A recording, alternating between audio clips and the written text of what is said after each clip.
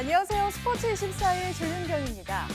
연일 계속되는 폭염 때문에 밤잠 이루기 힘드신 분들 참 많으실 텐데요. 우리 태극전사가 이런 무더위를 시원하게 날려주는 기분 좋은 소식을 전해왔습니다. 전차 군단 독일과 디펜딩 챔피언 멕시코를 누르고 조 1위로 8강에 진출한 축구대표팀의 짜릿한 명승부. 빅매치 하이라이트로 함께 만나보시죠.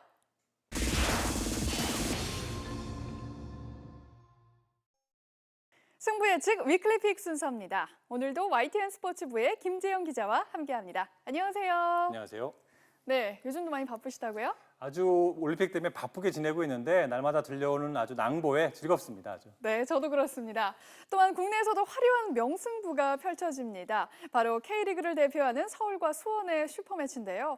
오늘 열리는 경기 어떻게 좀 예상을 하십니까? 그렇습니다. 아주 기대가 되는 경기인데요. 올 시즌 세 번째 이제 슈퍼매치 경기입니다. 앞선 두 번의 맞대결에서 모두 1대1로 두 팀이 이제 비겼었어요. 자, 그동안 최근 이제 10번의 슈퍼매치 대결을 보면 서울이 5승 3무 2패로 현재 앞서 있습니다.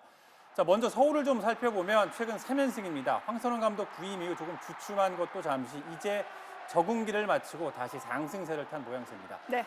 전술적으로는 수비 전형이 3백에서 4백으로 바뀌면서 공격진에 이 아드리아노, 대안, 박주영이 동시 출전하고 있는데요. 아드리아노, 대안이 투톱에 서고 또 박주영이 측면 미드필더로 나서고 있는데 최근 두 경기에서 100분 정도 시간에 3골을 이 세 선수가 합작했습니다. 네. 슈퍼매치에서도 역시 이 세 선수의 발끝이 기대되고 있고요.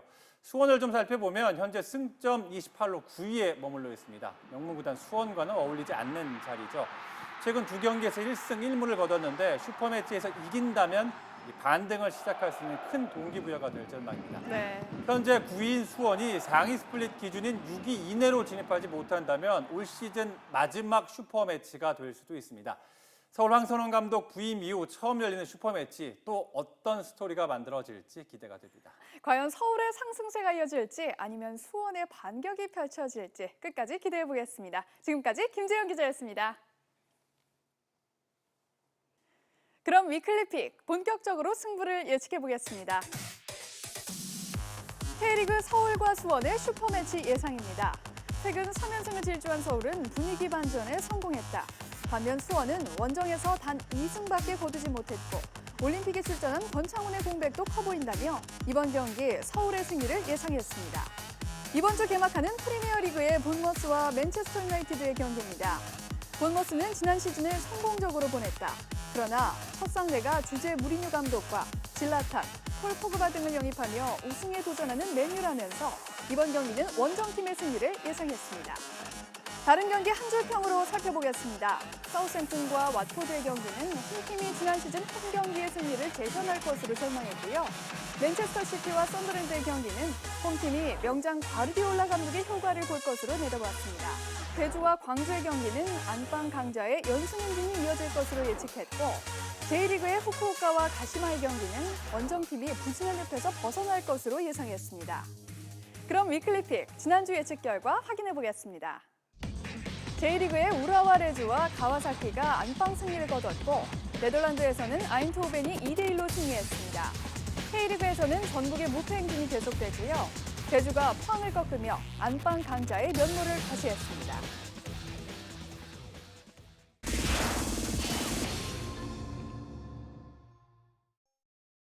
골키퍼는 골을 넣을 수 없다는 편견을 깬 선수. 바로 한국 축구의 살아있는 전설 김병지 골키퍼인데요. 이제는 녹색 그라운드를 떠나 제2의 축구 인생을 그리고 있는 김병지 골키퍼를 현장 인터뷰에서 만나봤습니다. 함께 보시죠. 카메라 보시고요. 네. 여러분은 지금 YTN 스포츠 24를 보고 계십니다. 한 말씀 보시고 하시면 됩니다. 네. 자, 하나, 둘, 셋. 여러분은 지금 YTN 스포츠 24를 뭘로 지금 예, 지금 잘하셨어요. 지금 가십니다. 다시 제 24. 스포츠 24를 YTN 스포츠 24를 보고 계십니다. 예, 맞습니다. 네. 여러분은 지금 YTN 스포츠 24를 보고 계십니다.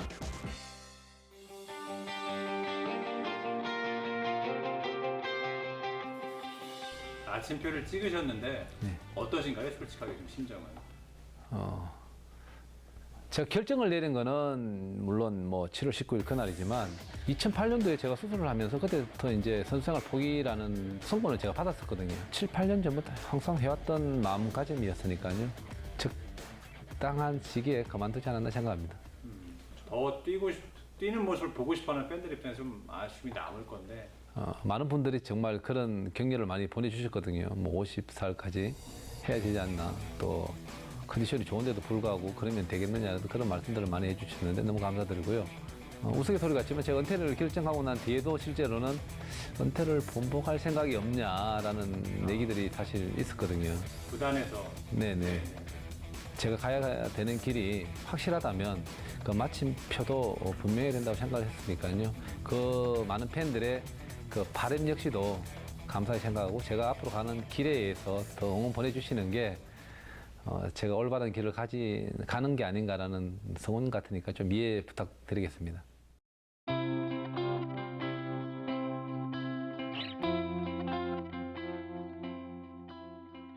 뭐 많은 걸 이루셨는데 아쉬운 부분 정말 감사해요, 저는. 고마웠고. 그 아쉬움들이라는 거는 과정 중에 조금 제가 어려울 때 뭐 슬럼퍼적인 것, 또 제가 중요한 시합에서 경기를 못 뛴 것들, 이런 것일 수 있겠는데, 그때 당시에 제가 꿈이라는 것을 딱 목표를 두고 제가 움직여왔고, 지금 역시도 그 꿈을 위해서 움직이고 있는 거니까요. 뭐 인생을 살다 보면 제 마음대로 다 되는 건 아니지 않습니까? 그런 선택에 대해서 또 책임을 질 수 있는 일도 해야 되겠지만 앞으로는 준비를 잘 한번 해보겠습니다. 작년 이맘때 저랑 올스타전 앞두고 인터뷰를 한번 하셨었어요. 777경기를 한번 꼭 해보고 싶다라고 하셨는데 그 기록에 대한 좀 아쉬움은 없어요? 아쉬움보다는 분명히 말씀드릴 수 있는 거는 컨디션상으로는 지금도 777경기를 위해서 간다면 가능합니다. 기록 때문이라도 좀 더 해봐야겠다는 생각을 조금이라도 안 해보셨나요? 자연스러웠다면 했을 것 같습니다. 일단 중간에 쉬는 시간을 가졌고 많은 생각들 속에서 제가 선택하는 어떤 그런 방향성이 나왔기 때문에 그에 대한 아쉬움은 뒤로 할 수 있었습니다. 가장 애착이 가는 기록은 어떤 기록이에요? 기록보다는 오히려 제 닉네임이 저는 제일 소중하다고 생각합니다. 거기에 따르는 수식어는 팬들이 줬던 선물이거든요. 꽁지머리, 골 넣는 골키퍼. 이 수식어가 어떻게 보면 24년 동안 제가 해왔던 모든 어떤 그런 기록들을 의미 있게 만들어주는 게 아닌가 싶습니다. 혹시 가장 흔들렸거나 유혹을 좀 받았거나 이런 때도 좀 있어요? 많이 있었습니다. 연봉을 적게 받으면서 이제 나중에 이제 고용 연봉자가 됐을 때 또 하고 싶었던 일들이라든지 또 탈피를 하고 싶었을 때가 왜 없었겠습니까? 그럴 때 이제 다 잡아줬던 게 뭐 가족의 힘이고 어떻게 보면 또 많은 팬들이 또 보고 계시잖아요. 팬들이 주는 어떤 그런 격려와 관심들이 어떻게 보면 제가 선수생활을 꾸준히 할 수 있었던 큰 힘이었던 것 같습니다. 2002년 월드컵 참 여러 가지로 아쉬운 순간이셨을 것 같은데 솔직하게 얘기해야 되네. 히딩크 감독은 자서전에 컨디션이 이훈재 선수가 좋아서 자기가 선택을 한 거라고 하는데 동의하시나요? 제가 사실은 얘기는 달라질 것 같습니다. 자서전 직접 쓰신다. 네.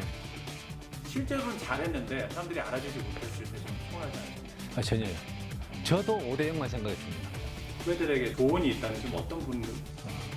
꿈과 노력은 결국은 실천하지 않으면 아무것도 이룰 수 없다. 스포츠24 준비한 소식은 여기까지입니다. 저는 다음 주에 더욱 흥미진진한 스포츠 소식 들고 다시 찾아오겠습니다. 시청해주신 여러분 고맙습니다.